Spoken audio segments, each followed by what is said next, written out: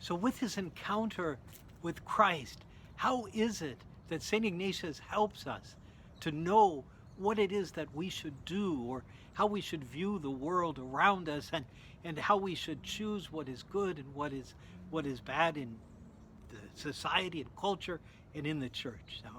Well, the first thing is we ask to see the world through the eyes of Christ, that through his incarnation, his walking among us, breathing our air, walking our roads, preaching in the Gospels, doing those wonderful things that he did, and dying on the cross and rising, we find ourselves drawn to some aspect of the ministry or the apostolate or the needy world that needs to be addressed. We find ourselves drawn to that, or we find ourselves confirmed in what it is that we already are doing, and not only confirmed but strengthened to continue to do that with more of a passion and dedication to Christ.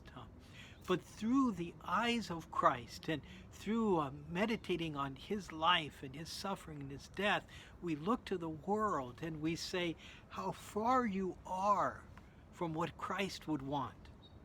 And we look to the church and we say how far you are from where Christ would want you to be. And that raises within us the question, and what am I to do about this? And so Christ, with the openness we have, begins to suggest things to us, or confirm us in those things already suggested and already adopted by us. But what happens then, too, as we grow closer to Christ, and as we see Christ, see the world through Christ's eyes, we begin to then approach things with a certain confidence that we can do what God wants us to do. We may not be successful in what we set out to do, and we may find ourselves frustrated often by the obstacles we run into. But because we have prayed with Christ in his passion, in his death, his resurrection, we've prayed with him this whole kind of trajectory of Christ, we're ready for suffering and we're ready for glory. We're ready for what we need to do.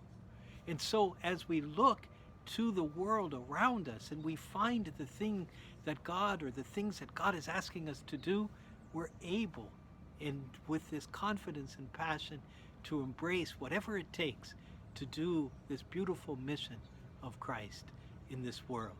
And that mission becomes our mission because he has pointed out to us what we should do, and we are eager to serve, to do what he calls us to do. And that's the wisdom of Ignatius for today.